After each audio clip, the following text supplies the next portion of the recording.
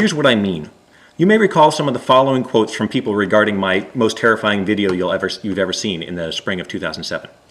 I truly don't care how many scientific organizations line up for global warming. I still think column B would save us. Don't you know that the AGW spin is nothing more than a socialist communist attempt to take over the world? They are playing you. So what we have witnessed in the global warming debate is a perfect storm of anti-Christian philosophies parading as science. Materialists, socialists, and left-leaning types found common cause with neo-pagans and anti-Christian spirituality to advocate a new world order dressed as a movement to save the planet. Pretty clearly irrational. I don't care how many scientific organizations line up on a scientific issue. Is this someone you want influencing the public when that public then decides on policies that affect you? Now, it's critical here to realize that these were not the comments that these people made at first. Here I'm going to use some figurines to help keep things straight. This is me, the proto-information warrior. This is Joe Schmo on the web, and this is the hardline skeptic. Now, at first, these people were bringing up some common objections which sound reasonable to someone who's on the fence and hasn't done much homework. This is most of the population of the US. Things like, humans are too small to change the planet, the climate is always changing, so this is natural, taking action would doom our economy. You've heard a ton of them. All of which sound very reasonable to anybody who's just sort of cruising by. Now, the comments I just shared came only after a long back and forth exchange with me and the skeptics. This guy just sort of went off and, I don't know, watched Techno Viking or something. Got distracted by the sidebar.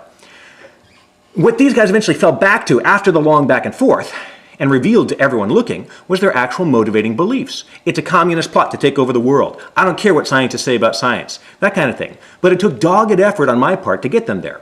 That's why we need you. So this is your mission, to know your stuff and be persistent so that you sort of can publicly prune away all of the easy excuses so that the onlookers who are influenced by the reasonable sounding objections that these guys make realize that at their core, these guys aren't reasonable. And therefore, maybe the case to be made against climate change isn't nearly as solid as it seems at a casual glance. That allows these people to be open to learning enough to make their own rational decisions based on the statements that we've already got out there from AAAS, NAS, US CAP, the Pentagon, and even Exxon.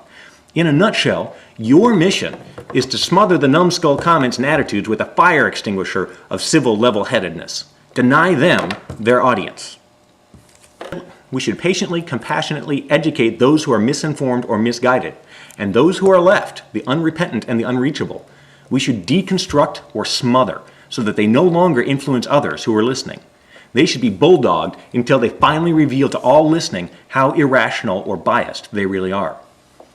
The image that I just can't get out of my head is from the movie Demolition Man, where Sylvester Stallone's character in the future is in a car wreck, and instead of there being airbags that deploy in the car, there's some sort of high-tech foam that instantly but gently fills the compartment and then solidifies fluffily, so that after it's all done, he can break out of it, but he was isolated from touching any part of the car during the impact. Looked like a pretty cool thing. That's the picture I get in my head when I think about what should happen when someone pops up with a numbskull argument or comment or attitude. You know, it's gentle, so they can have a chance to reconsider, but they become maybe less confident and are inspired to reflect on it more. But if they refuse to even consider that they might be wrong, and they remain recklessly irrational or selfish, then they're effectively isolated from influencing others and impacting others around them. So it's not violent, it's just overwhelming. Climate change is a pressing problem, and we should take action. Well, there's no debate that the globe is warming, but there's still lots of debate about what's causing it. Actually, no. If you do some Googling, you'll find that the statements from AAAS and NAS show that there's overwhelming agreement among scientists that we're the ones doing it. Well, of course they'd say that. That's their gravy train. I mean, it's just common sense that we're too small to affect the planet. Actually, if you look at the Keeling graph and the ice core data, you see that that's not true. Besides, why do we need to be convinced of all the details? Don't the statements from AAAS and NAS make it seem prudent to do some basic risk management? Aw, shut your pie hole already, you moron. Mars is warming too, you know. I suppose we caused that too, huh?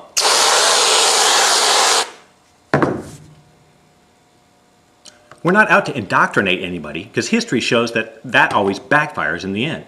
But we are out to dispel the fog that a well-funded misinformation campaign has caused, supported by a small but vehement number of people who confuse their hostility towards government with uncertainty in climate science. I should warn you, I made a misstatement in the video No Holds Barred. I told the skeptics that the only feasible way of accomplishing their agenda of convincing the rest of us to not take action is a man-Palo project. But that is tragically, dangerously, not true.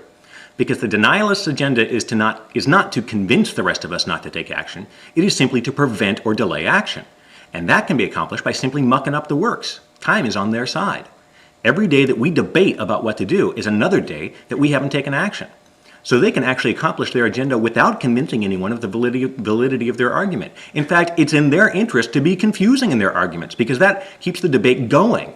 All they need to do is to continue to muddle, question, and confuse. And as long as they keep alive a shred of doubt in the public's mind, they win. As long as they can keep people scared with their threat of harm to the economy, they win. As long as they can sow confusion and doubt, a task all too easy, they win. Oh, really? For certain? And we all, probably, lose.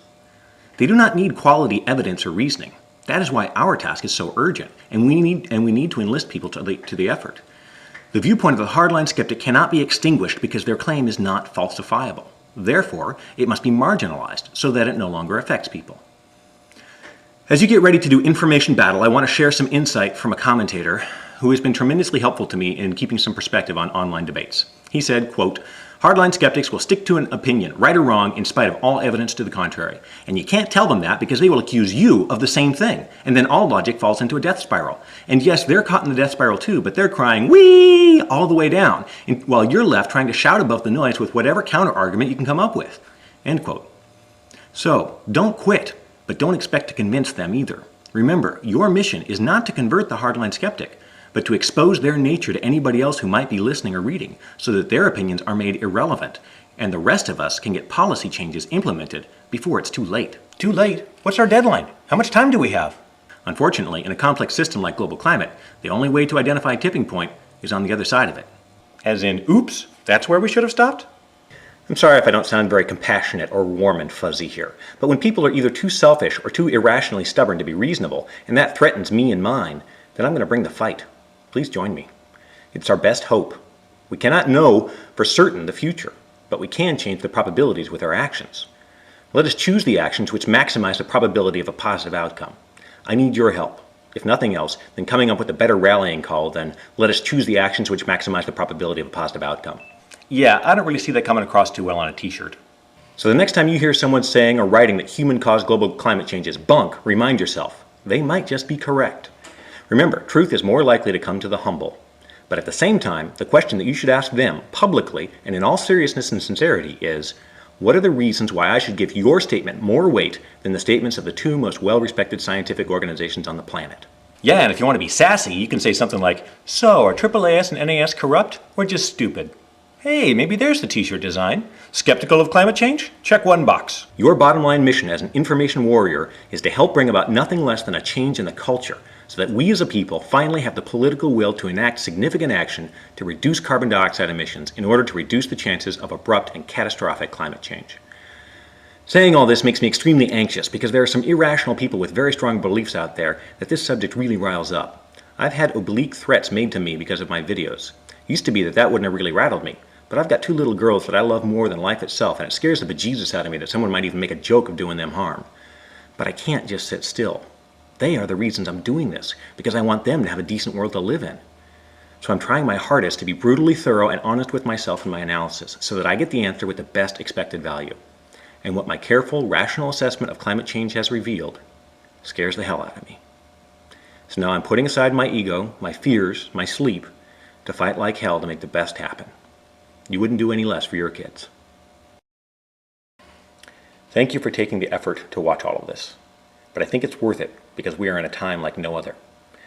It is time for the best in us to come out. And now it's up to you. I'm going to go get some sleep so that I'm not so, what was the word? Megalomaniacal? Yeah, that. Good luck.